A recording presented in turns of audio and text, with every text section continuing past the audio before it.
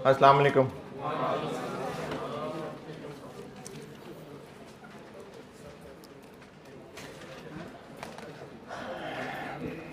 दुरूद शरीफ पढ़ लें।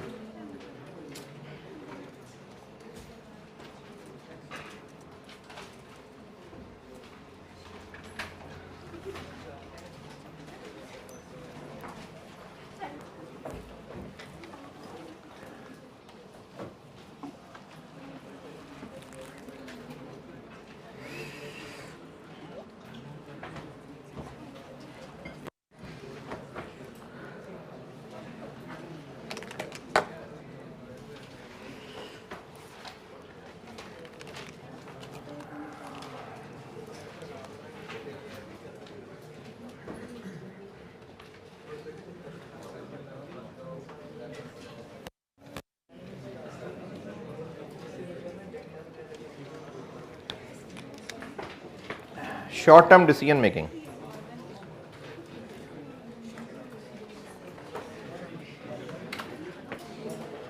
है जी। हाँ,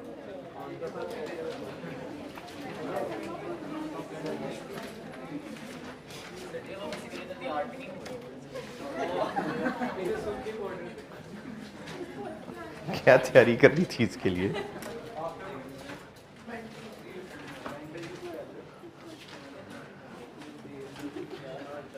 शॉर्ट टर्म डिसीजन मेकिंग। अच्छा, आखिरी ग्रेड में ना 4 चैप्टर है।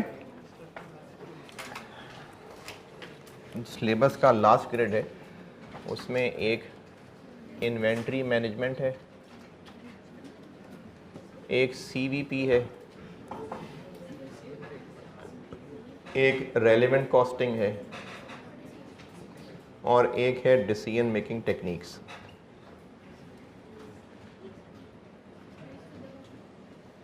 लास्ट ग्रेड में ये लास्ट ग्रेड 3 है गालिबन। ये 4 टॉपिक्स हैं, ये एक अलग ही टॉपिक है। मैं इन दोनों को मिला के शॉर्ट टर्म डिसीजन मेकिंग कह रहा हूं।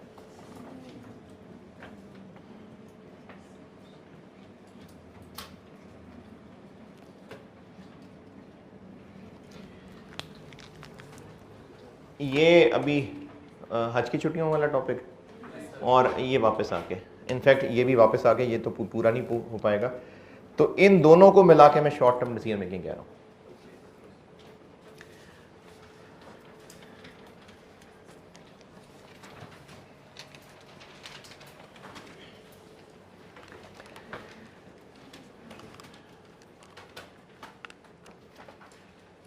शॉर्ट टर्म डिसीजन मेकिंग से क्या मुराद है, इसके लिए आपको लॉन्ग टर्म डिसीजन मेकिंग भी बतानी पड़ेगी।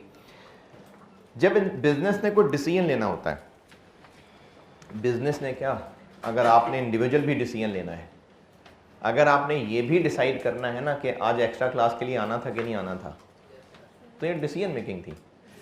अच्छा, अब जब आपने ये फैसला करना था, अब तो खैर आ गए, लेकिन जब ये फैसला करना था कि एक्स्ट्रा क्लास लेने आना है कि नहीं आना, तो इस डिसीजन के लिए क्या क्या फैक्टर्स कंसिडर किए होंगे हैं?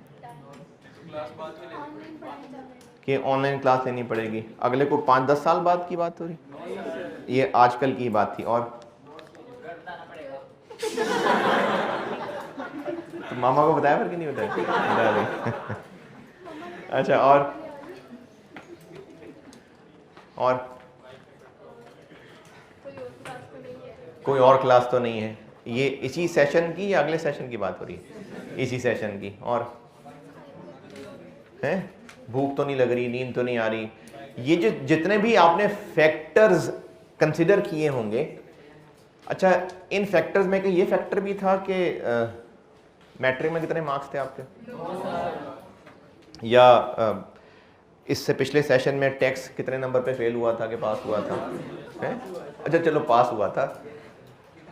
यानी आपने इस डिसीजन के लिए वो फैक्टर्स कंसिडर किए होंगे जो इससे इफेक्ट होते होंगे। अगर भूख लग रही है तो खाना पेंडिंग करना पड़ेगा, अगर नोट्स लेने थे तो फिर नोट्स की बात देखनी पड़ेगी, किससे नोट्स लेने हैं, अगर क्लास दोबारा लेनी थी, दोबारा नहीं, अगर यूट्यूब पे क्लास लेनी थी तो देखना था कि किस टाइम अवेलेबल होगा, रिसोर्स अवेलेबल होगा कि नहीं होगा। तो जब भी कोई डिसीजन करना होगा वो फैक्टर्स कंसिडर किए जाएंगे जो उस डिसीजन से रिलेटेड हैं, जो उस डिसीजन से अफेक्ट हो रहे होंगे। और मिसाल देता हूं, जब ये डिसीजन करना हो कि इस अटेम्प्ट में, अब अगेन ये मिसाल लेट है क्योंकि अब तो एंड हो गया हुआ है, लेकिन चलें, अगर ये डिसीजन करना था अब ऑटम 22 अटेम्प्ट देने के लिए कि 2 पेपर पढ़ने हैं कि 3 पेपर पढ़ने हैं, तो इसके लिए क्या क्या कंसिडर फैक्टर किए गए थे? कितना टाइम रहता है, सब्जेक्ट कितने रहते हैं, उनका पेपर में टाइम टेबल क्या होगा, डेट शीट क्या होगी, ठीक है, और सब्जेक्ट्स का कम्बिनेशन हो गया, और फीस इंपॉर्टेंट चीज़ है, फीस कितनी है, बिल्कुल ठीक है, और चलें जिसने देनी होती है, जिसके अपने पैसे जाने होते हैं, हाँ जी, सिलेबस, टीचर्स कौन सी ऑप्शन अवेलेबल है, सिलेबस, ये सारे फैक्टर्स कंसिडर किए गए होंगे। अच्छा, इनमें से अगर मैं खर्चों की बात करूं कि कौन कौन से खर्चों को सामने रख के फैसला किया गया होगा, तो हॉस्टल का किराया उसमें शामिल, हॉस्टल का किराया इसलिए नहीं क्योंकि आप 2 पेपर जो भी पढ़ें, हॉस्टल का तो उतना ही किराया देना है ना।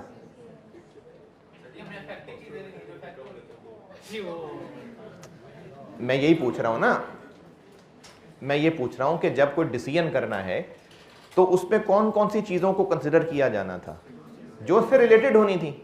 ये तो बेसिक असूल है डिसीजन मेकिंग का, चाहे जिंदगी के किसी भी डिसीजन पे लगा लें, आप वही चीजें कंसिडर कर रहे होंगे जो उससे अफेक्ट होनी होंगी। अगर फैसला, चले मैं उस मिसाल को बेहतर कर लेता हूं, अगर फैसला खर्चों की बेस पे करना था क्योंकि पैसे लिमिटेड थे, अगर खर्चों की बेस पे फैसला करना था कि 2 पेपर पढ़ने हैं कि 3 पेपर पढ़ने हैं, खर्चों की बेस पे बात कर रहा हूं, तो कॉलेज की फीस कंसिडर की होगी। क्यों? क्योंकि 2 पेपर्स पढ़ेंगे तो फीस टोटल और होगी, और 3 पढ़ेंगे तो टोटल और होगी, लेकिन पर पेपर तो शायद सेम होती। फिर क्यों कंसिडर करते हैं? क्योंकि टोटल अमाउंट फर्क पड़ जाती। ठीक है, यहां आने का चिंची का किराया, 2 पेपर पढ़ने आए कि 3 पेपर पढ़ने आए? नहीं, क्योंकि कॉलेज तो आना ही आना है। अच्छा, स्टेशनरी का खर्चा कंसिडर किया होगा? हाँ, क्योंकि 2 पेपर पढ़ेंगे स्टेशनरी और है, 3 पढ़ेंगे स्टेशनरी और है। हॉस्टल का किराया क्यों नहीं? क्योंकि हॉस्टल का किराया तो खर्च होना ही होना है, चाहे 2 पेपर पढ़ें या 3 पेपर पढ़ें। लेकिन अभी मैं आपको हॉस्टल का किराया भी कंसिडर करवा देता हूं।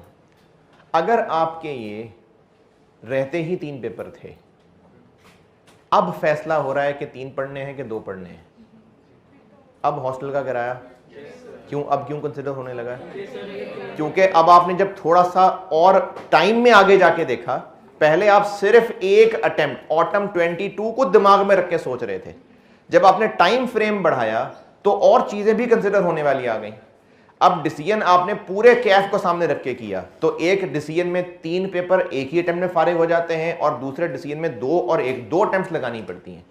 तो क्या क्या फैक्टर्स कंसिडर करने हैं, डिपेंड करता है कि कितना टाइम फ्रेम सामने रख के सोचा जा रहा है।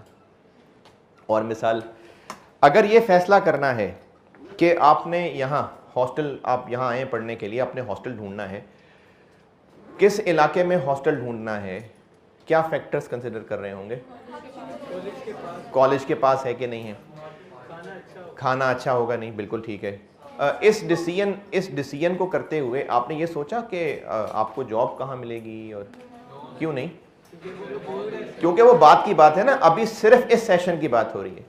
लेकिन जब किसी ने घर खरीदना होता है, तो जैसे अगर आपके अभी यहाँ फैमिली शिफ्ट हो रही होती और घर खरीदना होता है, यहाँ पर होता है अक्सर बच्चे पढ़ने आते हैं तो बाज़ वक़्त फैमिलीज पूरी की पूरी शिफ्ट कर जाती हैं, तो अगर वो घर खरीदने का डिसीजन कर रहे होते अब्बा जी, तो अब ये डिसीजन काफ़ी था कि कॉलेज करीब है कि दूर है। क्यों? क्योंकि अब उन्होंने वहाँ रहना भी है, बच्चों ने जो छोटे बहन भाई हैं उन्होंने और बड़े होना है, उनके कॉलेज स्कूल तक बात जाएगी, अब्बा की वर्क प्लेस तक बात जाएगी, लोकेलिटी देखनी पड़ेगी। तो जिस भी डिसीजन के लिए जो जो फैक्टर्स कंसिडर करने हैं, डिपेंड करता है कि डिसीजन हमें किस टाइम फ्रेम को सामने रख के करना है। इस एतबार से डिसीजन 2 तरह के होते हैं, शॉर्ट टर्म और लॉन्ग टर्म।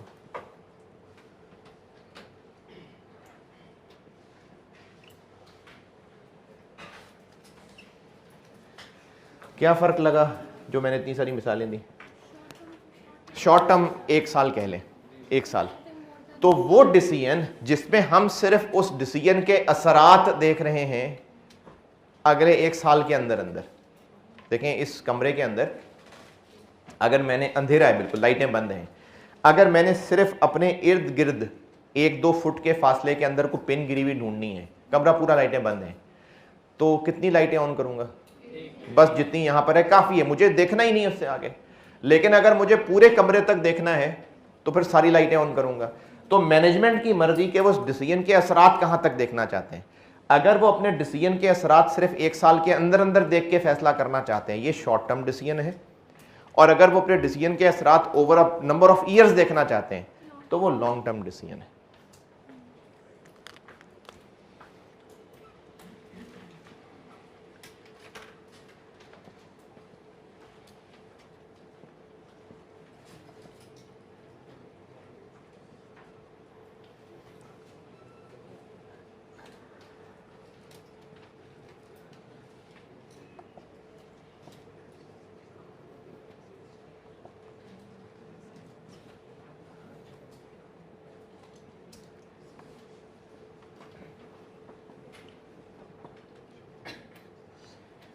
सिर्फ वो फैक्टर्स कंसिडर किए जाएंगे जो इस डिसीजन की वजह से अफेक्ट हो रहे होंगे 1 साल के अंदर अंदर। और जहां पर मोर देन 1 ईयर्स फैक्टर्स देखने होंगे तो ये आपकी औकात से बाहर है, ये है आउट ऑफ कैफ 3 स्कोप। इसका कुछ हिस्सा आप पढ़ेंगे अभी MFA में, और जिनका BM पास है वो फिर फाइनली इसको BFD में पढ़ेंगे। क्या जी? जी NPV, वो लॉन्ग टर्म डिसीजन मेकिंग होती है।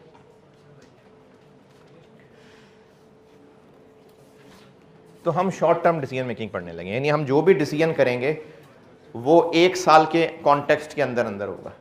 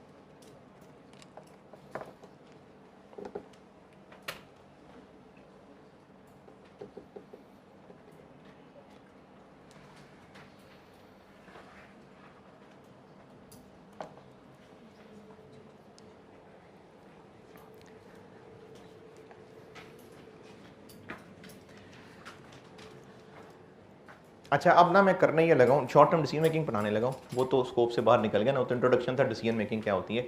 शॉर्ट टर्म डिसीजन मेकिंग पढ़ाने लगा हूँ। इसको आईकेप के बुक में 2 चैप्टर्स में कवर किया हुआ है, और ये टोटल कोई 5 टाइप्स ऑफ डिसीजंस हैं। लेकिन मैं इन पे अलग अलग जाने से पहले आपको डिसीजन मेकिंग का एक जनरल कॉन्सेप्ट देने लगा हूँ। तो अभी इस वक्त बस शॉर्ट टर्म डिसीजन, अभी मैं चैप्टर 15-16 पे नहीं जा रहा, अभी सिर्फ इतनी बात कर रहा हूं कि एक जनरल सा डिसीजन मेकिंग का सवाल हो तो कैसे करना है। अभी मैं ऑनवर्ड डिस्कशन सिर्फ और सिर्फ जनरल डिसीजन मेकिंग पे करने लगा हूं, बाद में फिर हम लोग स्पेसिफिक टाइप्स पे चलेंगे। बस अभी जनरल बातें करने लगा हूं।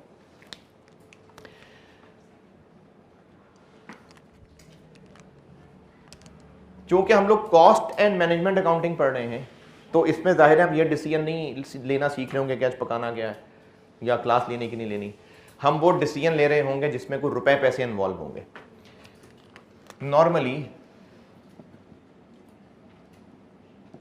या तो हम कोई एक प्रपोजल एवेल्युएट कर रहे होंगे, जैसे हो सकता है कि एक कस्टमर ने हमें कहा हो कि आप ना ऐसा करें, हमें 20 घंटे की ट्रेनिंग करवा दें और उसके आप हमसे इतने पैसे ले लें, तो बताएं हम कस्टमर को ट्रेनिंग करवाएं कि ना करवाएं। अब एक प्रपोजल है, उसको एवेल्युएट कर रहे हैं, तो ये भी एक डिसीजन है।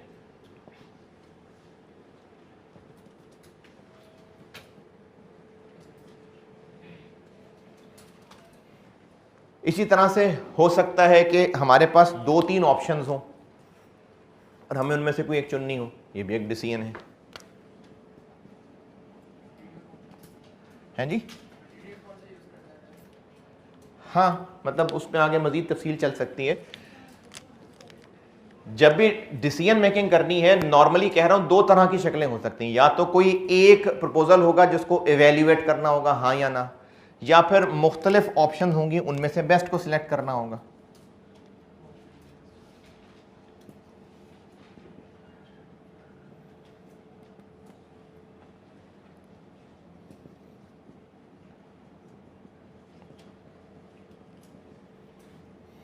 मैं फिर बता रहा हूँ, शॉर्ट टर्म डिसीजन मेकिंग में आई कैप के हिसाब से देखें तो चैप्टर 15 और 16, ये 2 चैप्टर मैं कवर कर रहा हूँ, लेकिन मैं अभी इनकी डिटेल में नहीं जा रहा। मैं आपको एक ओवरऑल पिक्चर बताना चाह रहा हूँ कि डिसीजन मेकिंग जनरली होती क्या है। अभी सिर्फ जनरल डिस्कशन कर रहा हूँ मैं, इसके हो सकता है 1-2 सवाल भी मैं कराऊँ। उसके बाद फिर मैं स्पेसिफिक टाइप्स ऑफ डिसीजन पे आऊँगा, फिर देखेंगे कि कौन कौन सी टाइप का डिसीजन हो तो क्या करना होता है। अभी जनरल बात हो रही। तो अगर जनरल डिसीजन मेकिंग की बात करें तो 2 ही तरह के सिनेरियो हो सकते हैं। या तो किसी एक बात को हाँ या ना करना होगा। आप अपनी जिंदगी में भी इस बात को लगा के देख लें, ये 2 ही तरह के डिसीजन मेकिंग होती हैं। या तो किसी काम के करने या ना करने का डिसीजन होता है, या फिर ऑप्शंस में से चूज करने का डिसीजन होता है।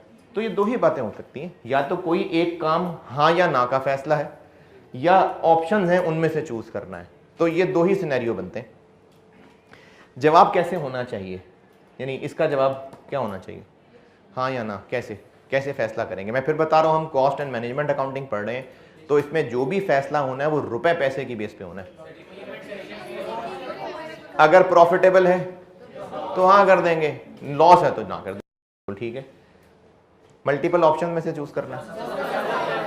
अच्छा, सारी प्रॉफिटेबल ऑप्शन हैं, सबसे ज्यादा प्रॉफिट है, सारी खर्चों की ऑप्शन है, जो सबसे कम खर्चा है। बस सिंपल लॉजिक की बात है कि हमें इसमें डिसीजन करने के लिए हाँ या ना का फैसला या बेस्ट का फैसला खर्चों की बेस पे, इनकम्स की बेस पे करना। लेकिन अगला मसला कि किन खर्चों, किन इनकम्स की बेस पे।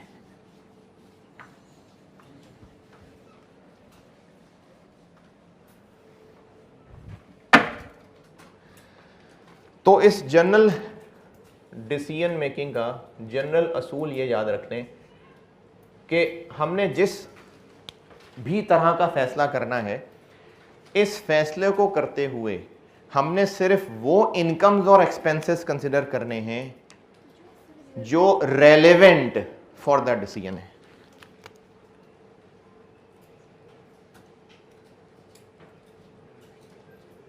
रेलेवेंट,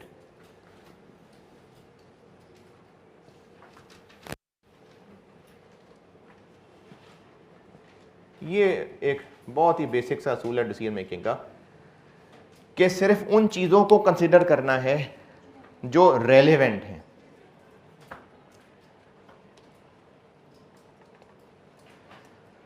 अगला मसला, रेलेवेंट क्या होंगी। जब हम कोई भी डिसीजन कर रहे हैं, रेलेवेंट का असूल बता रहा हूं। मैं जनरल डिसीजन मेकिंग करा रहा हूं, अभी स्पेसिफिक टाइप पे नहीं गया, अभी आपको सिर्फ ओवरऑल पिक्चर दिखाना चाह रहा हूं कि डिसीजन मेकिंग क्या होती है। 2 ही तरह के सिनेरियो हो सकते हैं, या तो एक काम के करने ना करने का फैसला होगा या ऑप्शन में से चूज करना होगा। जिस भी तरह का फैसला है, हमने फैसला करना है रुपए पैसे की बेस पे, और रुपए पैसे भी कौन से लेने हैं, जो रेलेवेंट है फॉर द डिसीजन। अब अगला मसला कि ये कैसे पहचानेंगे कि रेलेवेंट है कि नहीं है। इसका मेन कॉन्सेप्ट बता रहा हूं और वो उर्दू में लिख लीजिएगा, फिर मैं आपको 4 रहनुमा असूल बताऊंगा, वो भी आप उर्दू में लिख लीजिएगा, उर्दू पंजाबी इंग्लिश जैसे मर्जी। रिपीट कर रहा हूं, हाँ पश्तो जैसे भी जो लिखना चाहे, दा असूल दे या। डिसीजन मेकिंग के लिए जनरल रूल यह बताया है कि आपने सिर्फ रेलेवेंट आइटम्स कंसिडर करनी है। अब रेलेवेंट कैसे पहचानेंगे, एक इसके लिए एक बुनियादी चीज बता रहा हूं कि रेलेवेंट कैसे पहचानेंगे। फिर उसकी हेल्प के लिए 4 टिप्स बताऊंगा। शॉर्ट टर्म डिसीजन मेकिंग में क्या कर रहे हैं हम, मतलब शॉर्ट टर्म टाइम फ्रेम कितना है, 1 साल। हम डिसीजन कर रहे हैं, हम 1 साल की बाउंड्री के अंदर सोच रहे हैं जो सोच रहे हैं। वो आइटम्स जिनका total for the period of decision, वो आइटम्स जिनका total for the period of decision हमारे डिसीजन से अफेक्ट नहीं होगा, वो इररेलेवेंट है। रिपीट कर रहा हूं, वो आइटम्स जिनका total for the period of decision, वो आइटम्स जिनका total for the period of decision हमारे डिसीजन से अफेक्ट नहीं होगा, वो आइटम्स डिसीजन के लिए इररेलेवेंट हैं।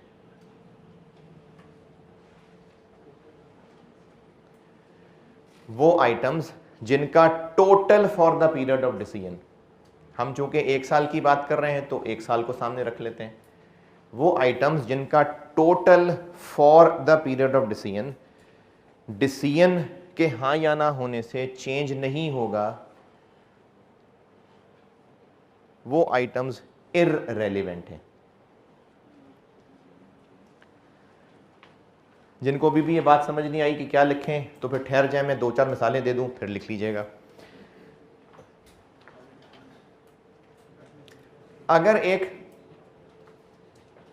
बिजनेस है, ये एक प्रेमिसेस है, ये बिल्डिंग किराए पे है, अगर इस कॉलेज ने कोई एक असाइनमेंट मिल रही है कि आईकैप की एक ट्रेनिंग कंडक्ट करनी है, तो वो हमसे कह रहे थे कॉलेज से कि आपके पास क्लासरूम्स अवेलेबल हैं, तो आप हमें यहाँ क्लासरूम 1-2 दिन के लिए किराए पे दे दें और ट्रेनिंग भी चलें आप ही कंडक्ट कर दें।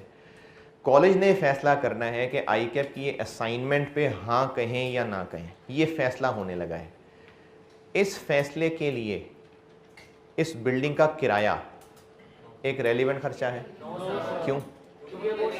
क्योंकि चाहे हम उस आईकैप की असाइनमेंट को हाँ करें चाहे ना करें, उस महीने का रेंट तो देना ही देना है, तो रेंट पे कोई फर्क ही नहीं पड़ेगा, तो वो रेलिवेंट नहीं है। इस असाइनमेंट को अगर हाँ करते हैं तो एक ट्रेनर हायर करना पड़ेगा जिसको इस असाइनमेंट के लिए 25,000 रुपये फीस देनी पड़ेगी। ये रेलिवेंट है। क्यों? क्योंकि अगर ट्रेनिंग करवाएंगे तो उसको हायर करेंगे, नहीं करवाएंगे तो नहीं करेंगे, तो हाँ फर्क पड़ रहा है, रेलिवेंट है। और मिसाल, आईकैप से इस असाइनमेंट के 8 लाख रुपए लेंगे, ये एक रेलिवेंट इनकम है कि नहीं? क्यों? क्योंकि अगर असाइनमेंट करेंगे तो 8 लाख मिलेंगे, असाइनमेंट नहीं करेंगे तो 8 लाख नहीं मिलेंगे, तो हाँ रेलेवेंट है। अब ये बात समझ आई जो मैंने की कि वो आइटम्स जिनका total for the period of decision, चाहे डिसीजन जो मर्जी हो उतना ही रहेगा, जैसे रेंट की मिसाल दी, तो फिर वो आइटम रेलिवेंट नहीं है। ठीक है जी, बुनियादी असूल तो यही है। अब मैं आपको 4 टिप्स बताने लगा हूं जो मैं आपको मिसालों से समझाऊंगा भी, और ये अगली पूरी डिसीजन मेकिंग अगर आप ये 4 भी अच्छी तरह याद रख लें तो इन अगली सारी डिसीजन मेकिंग की बेस यही 4 बातें। पहली बात, अच्छा मैं अब इन चारों को बताने के लिए ना मैं ये प्रपोजल का वर्ड यूज कर रहा हूँ कि इस प्रपोजल, ये भी हो सकता है लेकिन इसमें समझाना आसान है मुझे भी और आपको भी समझने में आसान है, तो मैं कह रहा हूँ कि इस प्रपोजल की डिसीजन मेकिंग करते हुए, इस जॉब की, इस प्रपोजल की, इसकी डिसीजन मेकिंग करते हुए क्या क्या 4 टिप्स बता रहा हूं, तो मैं इस कॉन्टेक्स्ट में बात कर रहा हूं। पहली बात, इस प्रपोजल की वजह से बिजनेस को जो भी टोटल इनफ्लो होगा वो एक रेलेवेंट इनकम है। दोबारा, ये मैं आपको अभी जो असूल बताया ना बुनियादी, कि वो आइटम्स जिनका total for the period of decision इस डिसीजन के हाँ या ना करने से चेंज नहीं हो रहा, वो इररेलेवेंट है, और इन अदर वर्ड्स जो चेंज हो रहा है वो रेलेवेंट है। ठीक है, ये बुनियादी असूल है। अब इस असूल को हेल्प करने के लिए मैं 4 बेसिक टिप्स लिखवा रहा हूँ, ये बड़ी ज़रूरी हैं। अगर आप ये 4 अच्छी तरह समझ लें तो अगली पूरी डिसीजन मेकिंग की बिल्डिंग इस पर खड़ी है। पहली टिप ये बताई है कि इस प्रपोजल की वजह से, इस प्रपोजल की वजह से बिजनेस को जो कल को टोटल इनफ्लो होगा वो रेलेवेंट इनकम है। इस प्रपोजल की वजह से बिजनेस को जो टोटल इनफ्लो होगा वो इस प्रपोजल का एक रेलेवेंट इनकम है।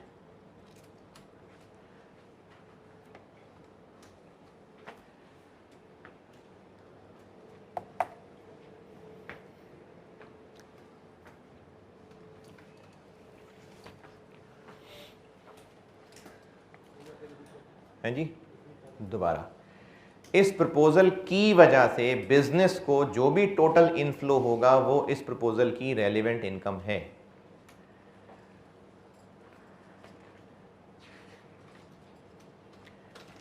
इस पहली टिप की मिसालें बताता हूं।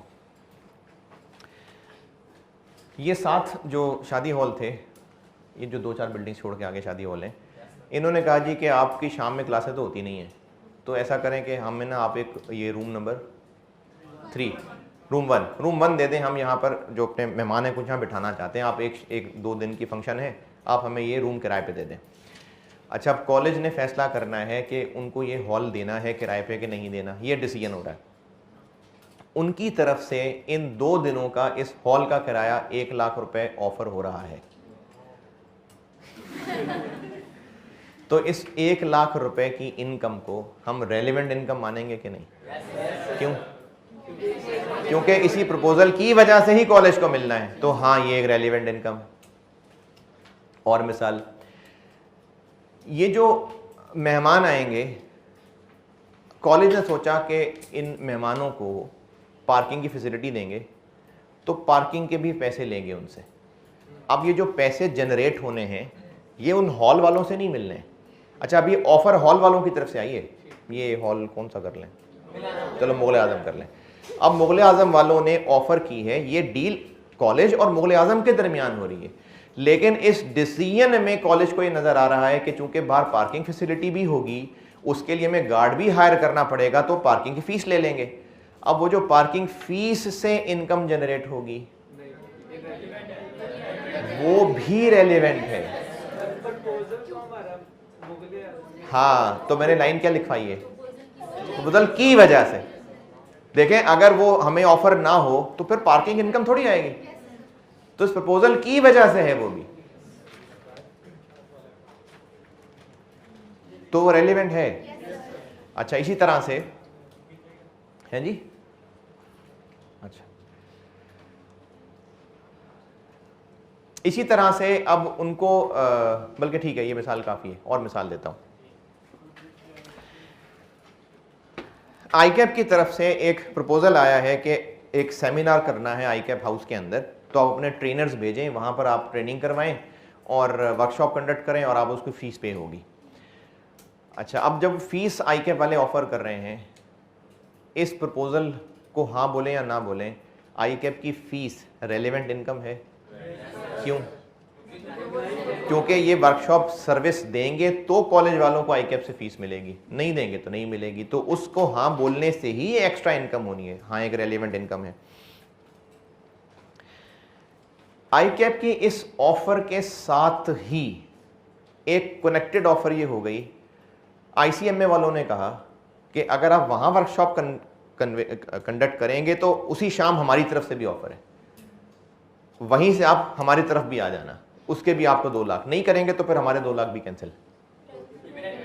क्यों? तो जो बिजनेस को इस जॉब की वजह से इनफ्लो होगा वो इस जॉब का रेलेवेंट इनकम।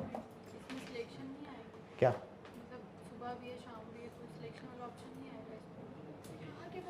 नहीं, आईकैप की अगर ऑप्शन ऑप्ट करेंगे तो साथ एक और वर्कशॉप कनेक्टेड हो गई है, यानी ये नहीं है कि हम उधर जाएं कि उधर जाएं। हाँ बोलनी है तो दोनों जगह जाना पड़ेगा, तो वो दूसरी भी इसी से ही साथ लिंक कर गई। अच्छा, दूसरी टिप, ये पहली टिप बस बहुत है। इस जॉब की वजह से, इस जॉब पे नहीं कह रहा, इस जॉब की वजह से बिजनेस को जो भी एक्स्ट्रा आउटफ्लो होगा वो एक रेलिवेंट एक्सपेंस है। इस जॉब की वजह से बिजनेस को जो भी एक्स्ट्रा खर्चा पड़ेगा एक्स्ट्रा का वर्ड मैं इसलिए बोल रहा हूं कि ये जॉब होगी तो पड़ेगा, नहीं होगी तो नहीं पड़ेगा, इसलिए मैं वर्ड एक्स्ट्रा बोल रहा हूं। इस जॉब की वजह से जो भी बिजनेस को खर्चा पड़ेगा वो एक रेलिवेंट एक्सपेंस होगा।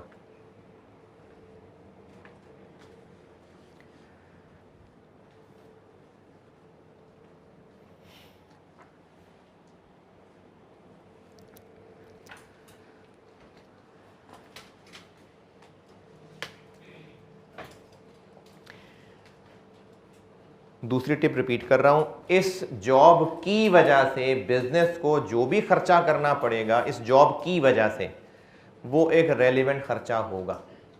इसकी मिसाल बताता हूं।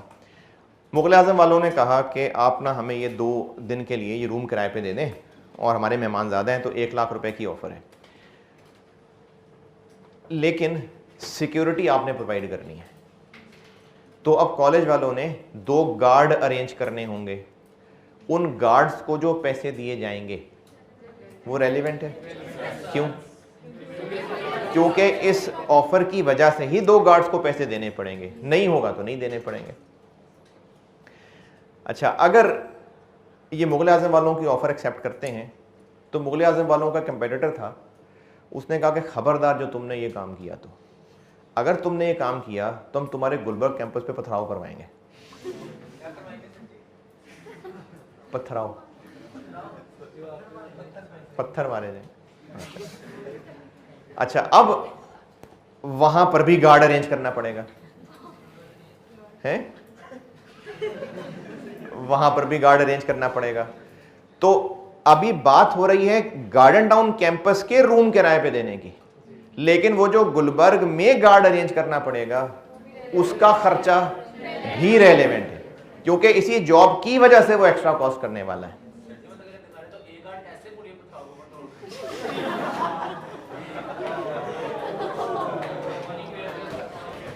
नहीं, कर लेगा, मैनेज कर लेगा।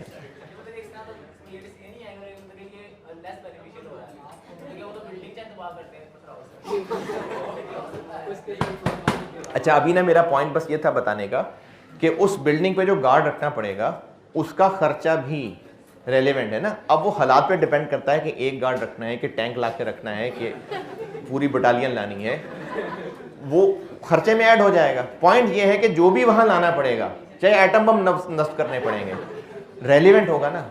हाँ, ये बताना चाह रहा था कि इस जॉब की वजह से जो भी एक्स्ट्रा खर्चा होगा वो रेलिवेंट एक्सपेंस है। 2 पॉइंट ओके। तीसरा पॉइंट, एक खर्चा होना था, इस जॉब की वजह से अब वो नहीं होगा, ये एक रेलिवेंट इनकम है। बिजनेस को एक खर्चा पड़ना था, इस जॉब की वजह से अब वो सेव हो जाएगा, तो उस खर्चे का ना होना एक रेलिवेंट इनकम माना जाएगा। तीसरा पॉइंट रिपीट कर रहा हूं, एक खर्चा होना था, इस जॉब की वजह से अब वो नहीं होगा। अच्छा, खर्चा होना था से मेरी मुराद ये है कि अगर ये जॉब ना होती तो फिर वो होना ही होना था खर्चा, इस जॉब की वजह से सेव होगा। देता हूं। एक खर्चा होना था, इस जॉब की वजह से अब वो सेव हो जाएगा, तो वो एक रेलेवेंट इनकम है।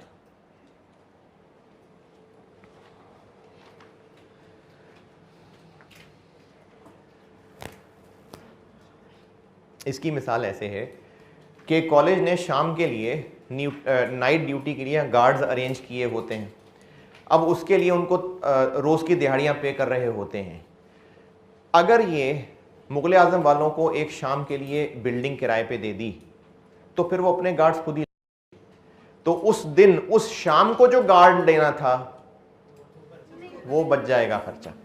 ये बात दोबारा सुने, बिल्डिंग खाली होती है, शाम को कॉलेज बंद होता है, तो रोज़ाना के हिसाब से, दिहाड़ी के हिसाब से गार्ड को पैसे दिए जाते हैं, वो जहाँ पर ड्यूटी पे होता है। जिस दिन ये हॉल वालों को दे देंगे किराए पे, उस दिन कॉलेज को वो गार्ड नहीं मंगवाना पड़ेगा, तो उसका जो खर्चा बच जाएगा वो रेलेवेंट इनकम है।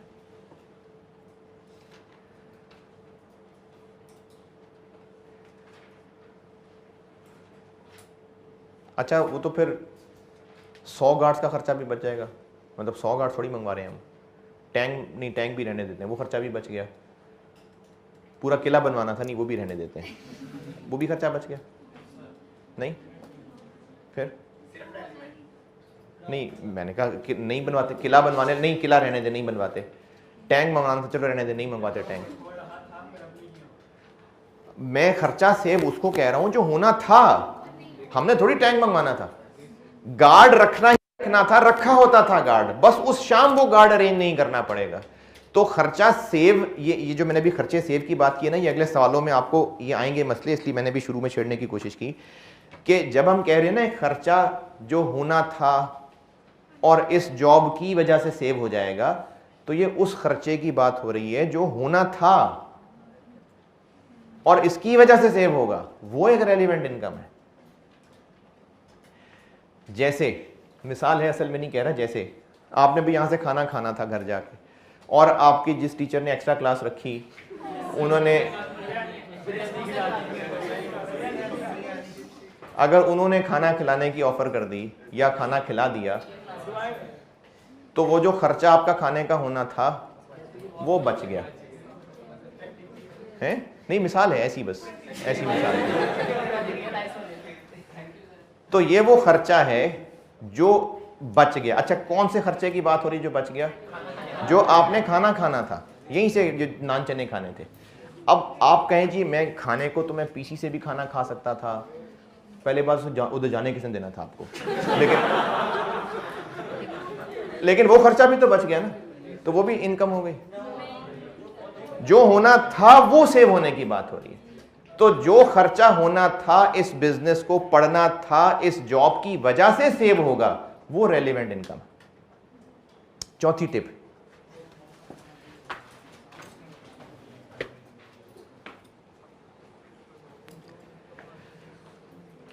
बिजनेस को एक इनफ्लो होना था। इनफ्लो, प्रॉफिट नहीं कह रहा, इनफ्लो कह रहा हूं। बिजनेस को एक इनफ्लो होना था, इस जॉब की वजह से अब वो जाया हो जाएगा, वो एक रेलिवेंट एक्सपेंस है। बिजनेस को एक इनफ्लो होना था, इस जॉब की वजह से जाया हो जाएगा, वो एक रेलिवेंट एक्सपेंस है।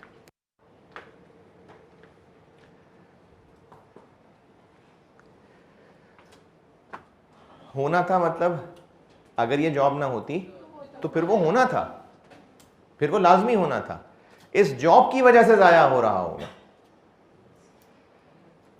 इसकी मिसाल बताता हूं। एक खाली बिल्डिंग पड़ी हुई है और उस खाली बिल्डिंग के लिए ऑफर आई है कि आप हॉल जो है, शादी हॉल, जो शादी हॉल की मिसाल दे रहा था, आप वो खाली बिल्डिंग पड़ी हुई है तो वो आप हमें 2 दिन के लिए किराए पे दे दें। उस खाली बिल्डिंग से हम और भी किराया कमा सकते थे, खाली पड़ी हुई है वैसे, और भी कमा सकते थे। अगर मुगल आजम वालों को दे दी वो बिल्डिंग तो जो और किराया आना था वो रेलिवेंट कॉस्ट हो गई है। वो तो खाली पड़ी थी ना, कोई नहीं आ रहा था किराया। अब नहीं है चौथा वाला पॉइंट। चौथा वाला पॉइंट ये है कि हमने वो किराए पे दी हुई थी और रोज का किराया मिला करता था। अब उस कस्टमर से कहा है जी आपकी मेहरबानी 2 दिन के लिए आप ये बिल्डिंग छोड़ दें। अब वो 2 दिन के लिए बिल्डिंग उनसे छुड़वाएंगे, फिर मुगल आजम वालों को देंगे, तो अब क्या होगा? वो जो उन 2 दिन का किराया आना था अब वो इसकी वजह से नहीं आएगा, वो रेलिवेंट एक्सपेंस है। तो वो इनफ्लो जो पक्का होना था, इस जॉब की वजह से अब जाया होगा, वो एक रेलिवेंट एक्सपेंस। ये जो तीसरा और चौथा पॉइंट लिखवाया है ना, इसको मैं फिर बता रहा हूं। अगर ये जॉब ना होती तो फिर होने वाला था वो खर्चा, अगर वो जॉब ना होती तो वो इनफ्लो होना था।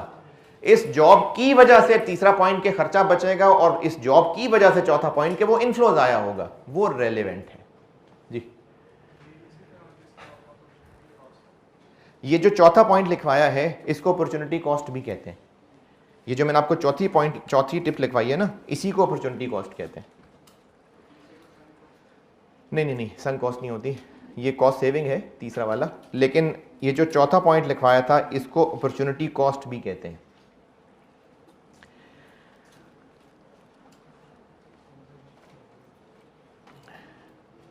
अच्छा, एक ना आपको मैं सवाल एग्जांपल दिखाता हूँ। वो करवानी मैंने कॉपी थी, लेकिन मुझे फिर याद आया तो मैं टीए को कहना ही भूल गया था। तो मैं आपको यहीं स्लाइड पे दिखाता हूँ सवाल। सिंपल सा सवाल है, उसका सवाल सॉल्यूशन दोनों दिखा देता हूँ।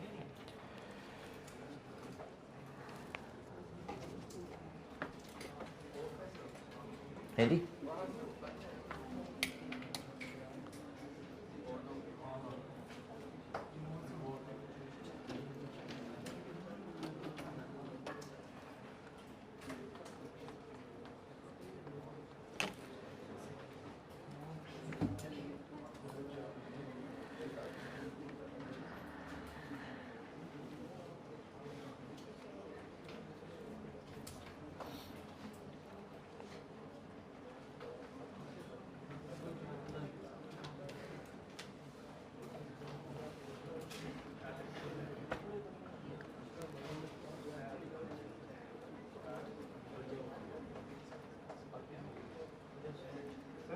जी,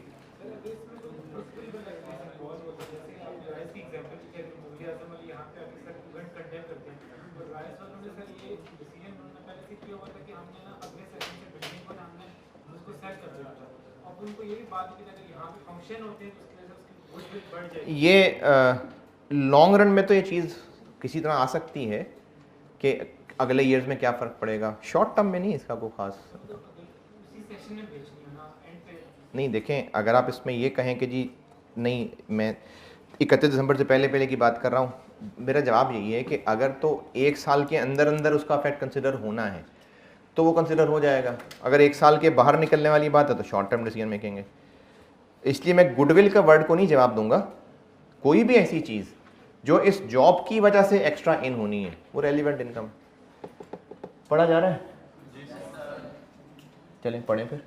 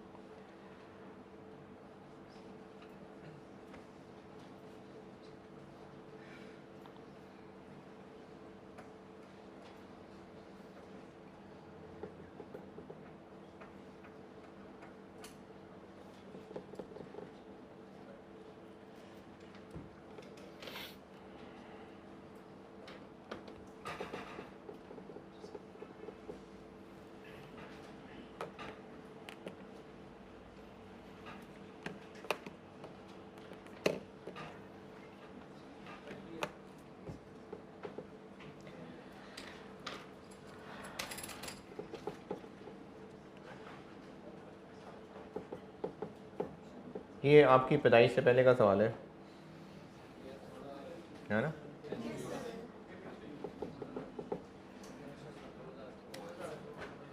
क्वीन कॉर्प एक कंपनी है जिसके हवाले से सवाल है। वो एक प्रोडक्ट बना के बेचते हैं पीसी नाम का, और इनकी फैक्ट्री के अंदर कैपेसिटी मौजूद है कि साल के 10,000 यूनिट्स बना सकते हैं, लेकिन अभी फ़िलहाल ये 6,000 यूनिट्स बनाते हैं। क्यों नहीं बनाते 10,000? खरीदता ही कोई नहीं, तो बना लें, वरना क्या मसला है, बना लेते। तो ये इनके पास कैपेसिटी है 10,000 यूनिट्स बनाने की, लेकिन ये बस 6,000 यूनिट्स बनाते हैं। इनका एक कंपेटिटर था और वो भी तकरीबन सेम प्रोडक्ट बेचता है, लेकिन उस कंपेटिटर के प्रोडक्ट का नाम एसजी है। उसको 4,000 यूनिट्स चाहिए और वो जो कंपेटिटर है यानी प्रोडक्ट SG, ये मार्केट में हिट है। अब वो जो हमारा दुश्मन है वो हमारे पास आया, उसने कहा फारिस तो तुम बैठे रहते हो, तुम ऐसा करो ये 4000 यूनिट्स हमें बना के दे दो, लेकिन स्टिकर हम उस पर अपना लगाएंगे। यानी बना तुम, ये मुझे और तुम्हें पता है कि एक जैसी चीज है, लेकिन स्टिकर ऊपर हमारे ब्रांड का लगेगा। Message technology approached them to supply the product, लेकिन under their own brand name of G, कि हमें टेक्नोलॉजी, मैसेज टेक्नोलॉजी ने कहा है कि तुम हमारे पास, तुम्हारे पास जगह चूंकि है तो तुम हमारे लिए 4000 यूनिट्स बना दो, स्टिकर उन पे हमारा वाला लगेगा under its own brand name SG। अब हमारे पास 10, हम क्वीन कॉर्प हैं, हमारे पास 10,000 यूनिट्स बनाने की कैपेसिटी है, 6000 हम अपने तो बनाते ही हैं। फैसला ये करना है कि जो उसने हमें ऑफर की है कि 4000 हमें भी बना दो, वो ऑफर एक्सेप्ट करें या ना करें, ये डिसीजन है इस वक्त। पहला पैराग्राफ और रिक्वायरमेंट ये डिस्कस किए मैंने अभी सिर्फ, ठीक है। पहला पैराग्राफ और रिक्वायरमेंट ये है कि क्वीन कॉर्प वाली ऑफर एक्सेप्ट करनी है कि नहीं करनी है। पहला पैराग्राफ, टोटल 10,000 यूनिट्स की कैपेसिटी है, 6000 हम अपने बनाएंगे, वो भी छोड़ देंगे। अपने तो 6000 बनाते ही हैं, अब भी बनाएंगे। इस वक्त फैसला सिर्फ ये करना है कि कंपेटिटर के वो 4000 बनाने हैं कि नहीं बनाने, ये डिसीजन है। तो हाँ बोलें कि ना बोलें, कैलकुलेशंस कर लेते हैं, अगर प्रॉफिट आ रहा है तो हाँ बोल देंगे। अब इनके लिए हम देखते हैं पहले हमारी इनकम्स क्या क्या होंगी। एक तो हम जब ये 4000 यूनिट्स कस्टमर को बना के बेचेंगे तो कितने का बेचेंगे, ये सवाल में बताया तो नहीं है कितने का बेचेंगे, लेकिन अभी हम इस वक्त अपना प्रोडक्ट 15,000 का बेचा करते हैं। Selling price of PC is इतना। और लास्ट पैराग्राफ में लिखा हुआ है कि जब हमने अपने दुश्मन को चीजें बना के बेच देनी है तो उससे मार्केट में उसके प्रोडक्ट्स और बढ़ जाएंगे कि नहीं, और मार्केट में आ जाएंगे ना, तो हमारी प्राइस और डाउन हो जाएगी, और हमारी प्राइस डाउन होकर 14,500 पे आ जाएगी। सेल प्राइस की बस सिर्फ ये दो बातें लिखी हैं। एक ये कहा है कि हम अभी PC इतने का बेचते हैं, और उसके बाद ये लिखा है कि जब मार्केट में कंपटीशन बढ़ेगा तो हमें प्राइस कम करके 14,500 पे लानी पड़ेगी। इसके अलावा प्राइस का सवाल में और जिक्र नहीं है। मेरा सवाल ये है कि इस दुश्मन को अगर हम ये बना के बेचें 4000 यूनिट्स तो कितनी प्राइस चार्ज करें?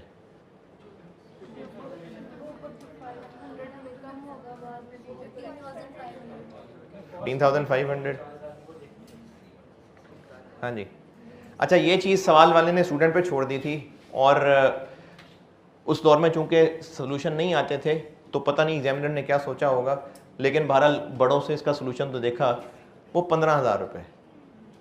अच्छा ये चीज़ कोई ऐसी टेक्निकल चीज़ नहीं है कि स्टूडेंट को कैसे पता चला, बस 15,000। क्यों 15,000? क्योंकि बेचते 15,000 के थे। ये तो बात की हमारी टेंशन है कि जब दुश्मन के प्रोडक्ट मार्केट में आ जाएंगे, प्राइस डाउन हो जाएगी, तो हम अगर पहले लोगों को 15 की बेचते हैं तो दुश्मन को भी 15 की बेच देंगे। तो इसलिए अब ये बहस अब इस सवाल में नहीं हो रही कि 15 क्यों है 15। इसका इससे ताल्लुक नहीं है कि आपको डिसीजन मेकिंग आती है कि नहीं आती। 15 जस्ट इंफॉर्मेशन की कमी है, जस्ट 15। तो सेल प्राइस हम 15 चार्ज करेंगे। तो सेल्स कितनी हो जाएंगी अगर इस ऑफर को हाँ कर दी तो? 4000 इंटू 15,000 कितनी? 60 मिलियन। चलेंगे 60,000। अच्छा बाकी डाटा मैं आपको बता देता हूं। ये एक यूनिट बनाने का डाटा दिया हुआ है, फिर उसके अलावा कुछ एक्स्ट्रा खर्चे और बस उन खर्चों की बात की हुई है। सवाल अगर पढ़ लिया है तो इस जॉब की वजह से कोई और इनकम या बचत होती नजर आ रही?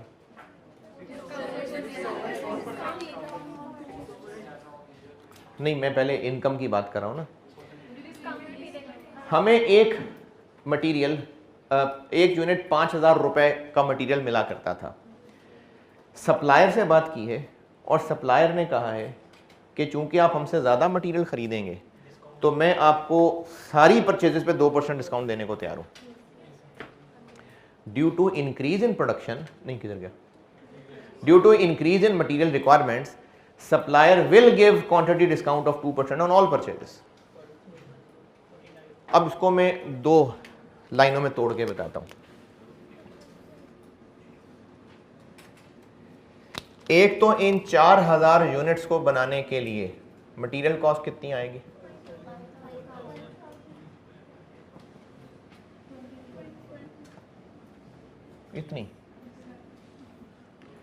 इतनी आएगी। क्यों? क्योंकि 5000 का नहीं मिलना, सस्ता मिलना है। अब कितना? 19। और इसकी वजह से जो हमने अपने 6000 वैसे भी बनाने थे, वो तो वैसे भी बनाने थे, उन पे भी इसकी वजह से फायदा हो जाएगा। कितना?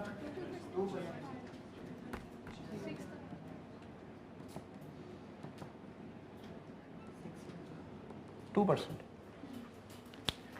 मैं यहां पर इस वक्त इनकम्स और एक्सपेंसेस, इस वक्त मैं इनकम और एक्सपेंसेस उसी 4000 यूनिट्स की कर रहा हूं कैलकुलेट, क्योंकि इस वक्त इवेल्युएट हो रहा है कि वो 4000 बना के बेचें कि ना बेचें।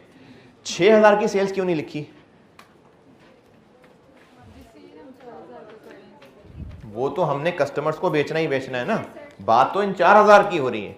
लेकिन इन 4000 यूनिट्स के बनाने की वजह से वो जो हमने 6000 अपने बनाने थे उस पे भी मटेरियल सस्ता मिलेगा हमें, तो वो इसकी वजह से फायदा है। कितना? 600। ये मटेरियल वाली बात आई समझ? ओके। मटेरियल का खर्चा होगा लेबर। अभी 1 यूनिट पे हमें 3000 रुपए का लेबर खर्च करना पड़ता है। Due to increase in production labour के हो जाएंगे नखरे, और लेबर कहेंगे जी हम तो आपसे 500 रुपये और लेंगे, और वो नखरे बढ़ाएंगे अपने ऑल यूनिट्स पे। तो जो हमें अभी 1 यूनिट 3000 का पड़ता है, एक तो वो 35 का पड़ेगा।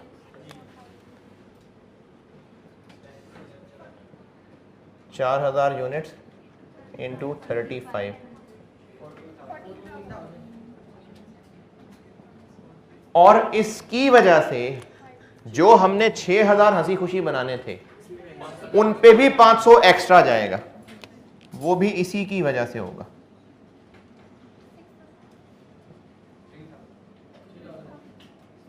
$500 के 3500?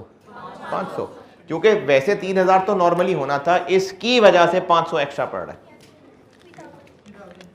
3000।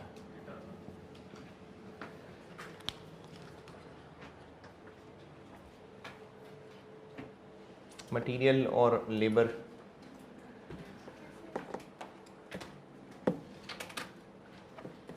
ये मैंने ये दोनों बुलेट पॉइंट समझाए हैं। Material labour done. Variable overhead भी पढ़ते हैं हमें। 1 यूनिट बनाएंगे तो 2000 रुपए के वेरिएबल ओवरहेड पड़ेंगे, और इनके बारे में आगे दोबारा कोई बात नहीं की। तो पढ़ेंगे कि नहीं पढ़ेंगे? रेलिवेंट है कि नहीं? वेरिएबल ओवरहेड अगर 4000 यूनिट्स बनाएंगे तो पढ़ेंगे, तो वेरिएबल ओवरहेड्स ये भी एक रेलिवेंट खर्चा है। 4000 यूनिट्स बनाएंगे तो 2000 रुपए का कॉस्ट करेगा ही करेगा।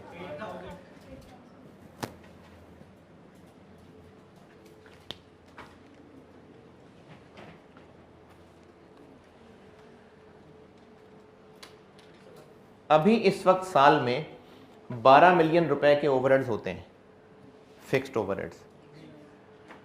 अभी बेशक हम 60% कैपेसिटी यूज करते हैं, लेकिन पूरे साल में हमारे 12 मिलियन रुपए के फिक्स्ड ओवरहेड्स होते हैं। तो 4000 और बना लेंगे तो उतने ही रहेंगे, इसलिए इस 12 मिलियन का कुछ भी नहीं करना। क्यों उतने ही रहेंगे? क्योंकि फिक्स्ड हैं भाई। तो ये 12 का कुछ नहीं करना, लेकिन अगर इसकी ऑफर एक्सेप्ट हुई, it will result in following additional cost.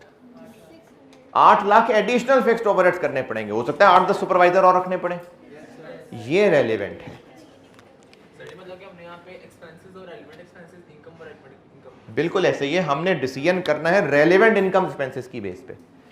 तो एडिशनल फिक्स्ड ओवरहेड्स पड़ेंगे 8 लाख।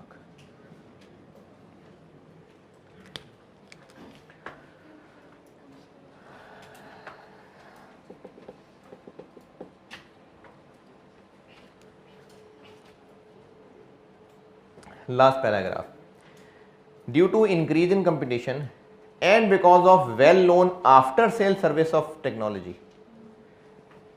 हमें अपने प्रोडक्ट की प्राइस 500 रुपये कम करनी पड़ेगी। तो इस 4000 यूनिट्स के काम की वजह से जो हमने 6000 यूनिट्स बेचने थे वो सस्ते बिकेंगे इसकी वजह से। तो जो हमें डिस्काउंट ऑन सेल देना पड़ेगा वो एक रेलेवेंट एक्सपेंस है। 6000 यूनिट्स इंटू 500, अगर ये 4000 वाली जॉब ना होती तो हम ये पूरा 15000 का बेचते, इसकी वजह से 500 रुपए छोड़ने पड़ेंगे, तो वो रेलिवेंट है। और last, further an after sale service has to be established at an additional cost of 5 lakh रुपए। हमें एक और आफ्टर सेल सर्विस डिपार्टमेंट बनाना पड़ जाएगा, क्योंकि कंपटीशन बढ़ जाएगा तो हमें एक आफ्टर सेल सर्विस डिपार्टमेंट बनाना पड़ जाएगा। बना चुके हैं। अगर हमें ये ऑफर करनी है एक्सेप्ट तो ये काम करना पड़ेगा। तो रेलिवेंट है, बिल्कुल है। तो हमें एक आफ्टर सेल सर्विस का काम करना पड़ेगा।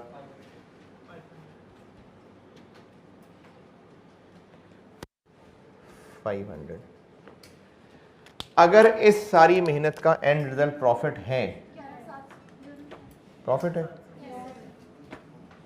लॉस है, प्रॉफिट है, तो बस फिर हाँ।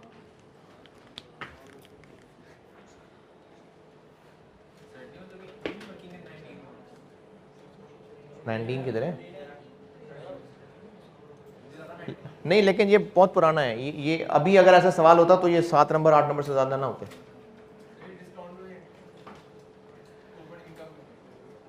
वो ऊपर टॉप पे जो है, अगर हम ये ऑफर इसकी छोड़ दें तो हम हर साल 6000 यूनिट्स बनाते थे, इस साल भी बनाएंगे। अगर इस साल 6000 यूनिट्स बनाते तो हमें मटेरियल 5000 पर यूनिट मिलता।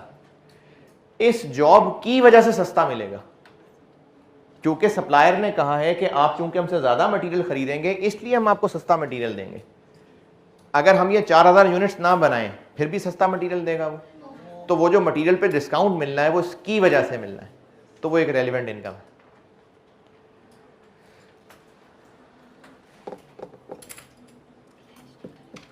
हाँ जी, ओके। चलें एक आसान सा सवाल और कर लेते हैं जी। मटेरियल क्या, ये क्या, ये क्यों लिखा है? लेबर क्यों लिखा? उन 4000 यूनिट्स पे लेबर कॉस्ट पड़ेगी। 3500 क्यों लिखा? 3000 लिख देता, क्योंकि पढ़नी ही 3500 है। तो उन 4000 पे मटेरियल भी तो पढ़ना है ना, तो जितने का पढ़ना है ये वही है। हमें मटेरियल 5000 का नहीं मिलेगा, 4900 का मिलेगा, तो ये वो 4900 लिख दिए। जी मैं कर देता हूँ ग्रुप में। अच्छा, इस 11700 को कंपेयर करना है किसी से? प्रॉफिट है तो प्रॉफिट है तो ठीक है, अगर लॉस होता तो ना कर देते। तो प्रॉफिट है तो बस ठीक है, प्रॉफिट है, हाँ कर देंगे।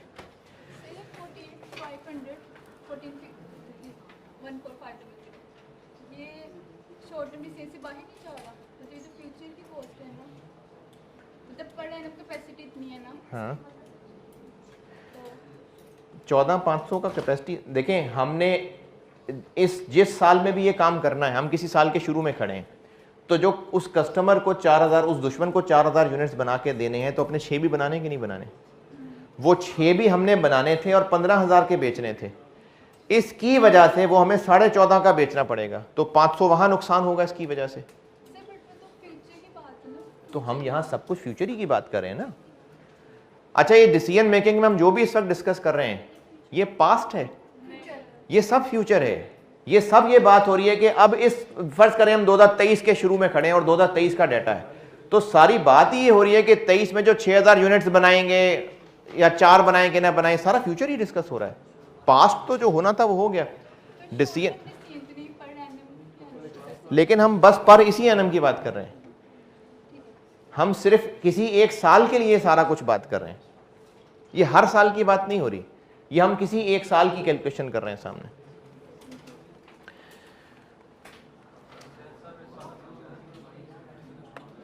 अच्छा जी, एक आसान सा सवाल और कर दें यार। सर हमारे इतने एडिशनल खर्चे हो रहे हैं तो हमें ये नहीं चाहिए कि हम अपनी जो सेल की वैल्यू बढ़ा दें। देखो सवाल में बताया नहीं ना कि हम कितने रुपए का बेचेंगे, तो वो तो बस 15,000 रुपये ले लिया, 15,000 रुपये भी फ़ायदा ही है। अगर कोई वैल्यू बढ़ानी होती तो सवाल वाला बता देता। अब आप आ जाइए एक सवाल,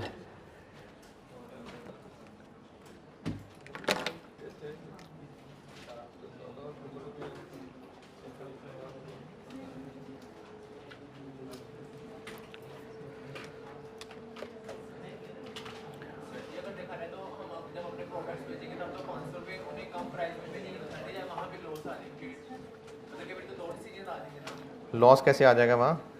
मतलब कि आप 500 कम के उसको सेल करेंगे सर 1000 यूनिट्स डिस्काउंट से। अगर वैसी वो निकाल तो लिया हमने डिस्काउंट सारा, वो लिया तो है उधर, जो 500 रुपये सस्ता बेचेंगे वो ले लिया ना वहाँ पर। लेकिन जब एक्चुअल में मतलब कि अपने प्रोडक्ट्स बेचेंगे तो क्या उन पे लॉस आ जाएगा? तो वो यहाँ कंसिडर कर लिया ना सारा। लेकिन लॉन्ग टर्म के लिए प्रोडक्ट की प्राइस तो लो हो गई है, इस साल कम आए लेकिन नेक्स्ट ईयर तो ये प्राइस इतनी रहेगी। लेकिन हम पढ़ नहीं रहे ना लॉन्ग टर्म डिसीजन मेकिंग, उसमें फिर आगे देखना पड़ता है कितने साल। ऑटम 13 यानी सितंबर 2013,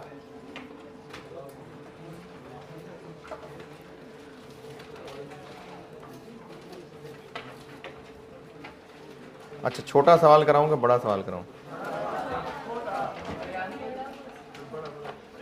बड़ा क्वेश्चन।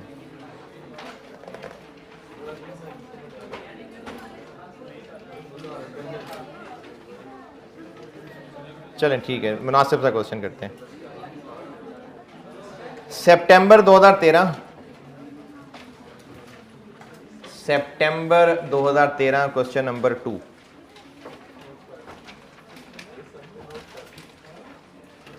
सितंबर 2013 क्वेश्चन नंबर 2, डिज़ाइन लिमिटेड। पढ़िए, मैं करता हूं।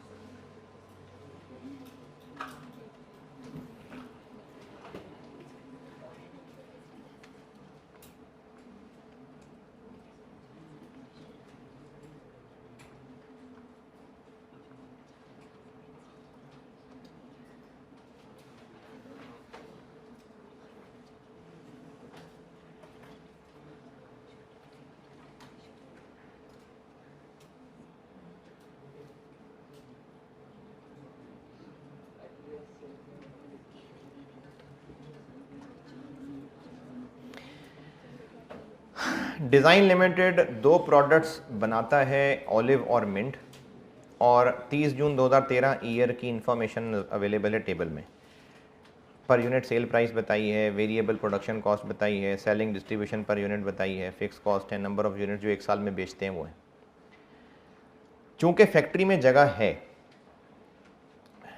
ये टेबल के नीचे वाली लाइन दूसरा sentence, DL is currently operating eight 75% of installed capacity, यानी अभी जगह बाकी है। इसलिए मैनेजमेंट ने सोचा है कि इस जगह को किसी तरह से इस्तेमाल करें। In order to utilize the spare capacity of the plant, the marketing department has suggested the following options to the management. Option 2 बता रहा हूं पहले, और अगर आपकी शक्लें इजाज़त देंगी तो फिर ऑप्शन 1 करूंगा, नहीं तो मैं कल करूंगा। ऑप्शन 2 बता रहा हूं पहले। रिक्वायरमेंट क्या है कि इन ऑप्शन में से कौन सा बेहतर है, यहीं पर रुक के कैसे फैसला होगा? दोनों ऑप्शंस की हमें रेलेवेंट इनकम्स, रेलेवेंट एक्सपेंसेस लेने हैं। अगर दोनों ही प्रॉफिटेबल हुए तो बस ये इतनी सी बात है, ये होती है डिसीजन मेकिंग। देखें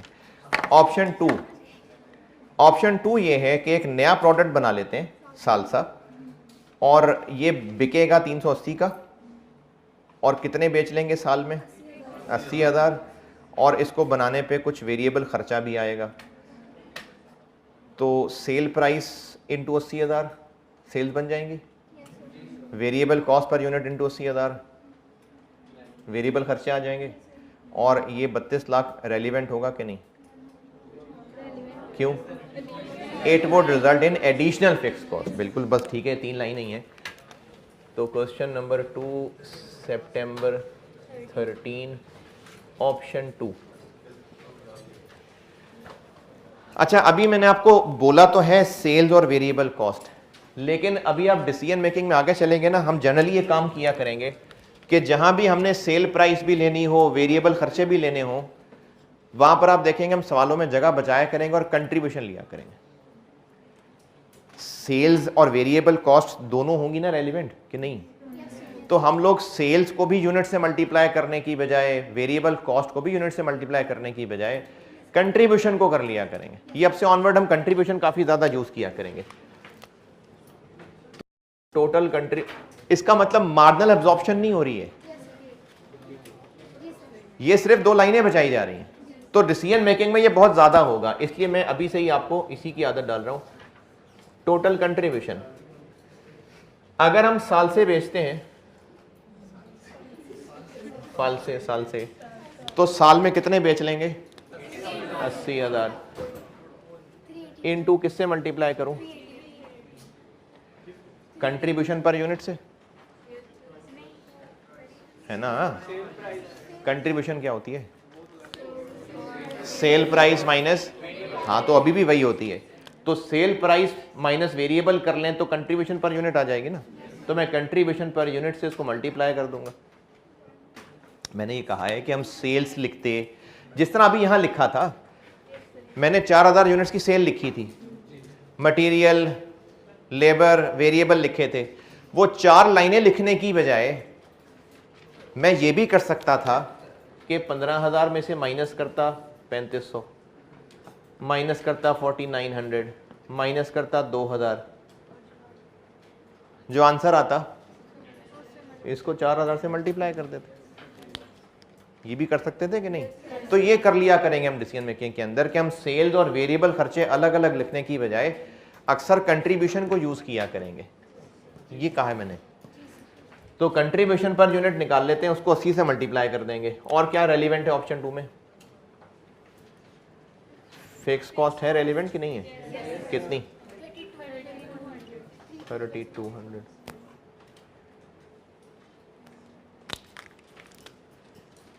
एक साल सा कितने का बेचेंगे?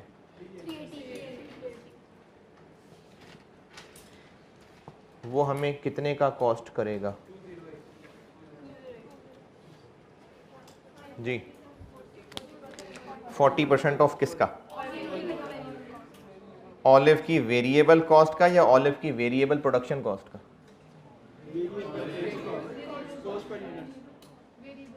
जस्ट वेरिएबल कॉस्ट लिखा है या वेरिएबल प्रोडक्शन कॉस्ट लिखा है? जस्ट वेरिएबल कॉस्ट लिखा है, तो ऑलिव हमें 520 प्लस 40 का कॉस्ट करेगा।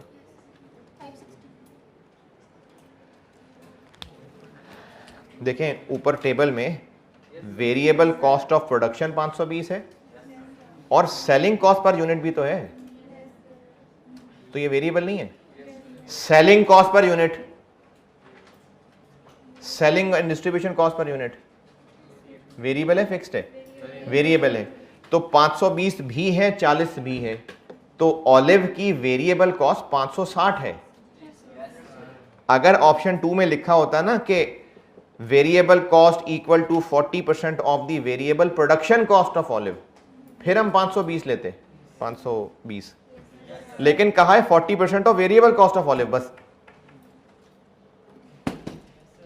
तो ऑलिव की कितनी है वेरिएबल कॉस्ट? 560 224 150, ये 156 1248।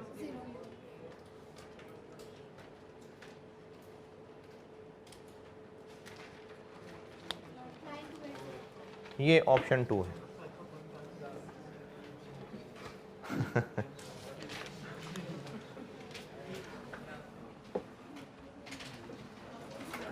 अब ऑप्शन 1,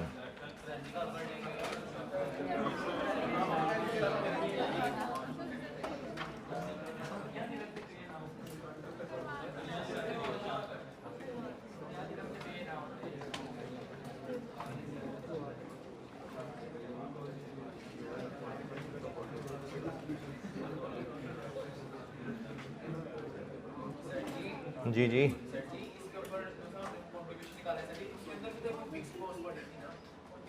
कंट्रीब्यूशन में कौन सी फिक्स कॉस्ट थी? तो वो तो हम कंसीडर नहीं कर रहे हैं ना, क्यों करें?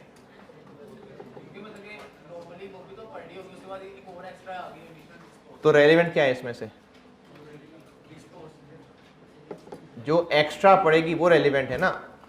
अगर हम ऑप्शन 2 पे जाते हैं तो ऑलिव और मिंट को बनाने के जो अभी खर्चे होते थे, अभी जो फिक्स कॉस्ट पड़ती थी, वो रेलेवेंट है।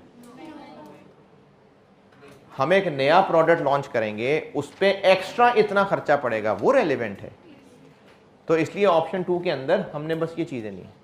ठीक है, ऑप्शन 1 कल करूंगा क्लास में। ठीक है जी, अल्लाह हाफिज।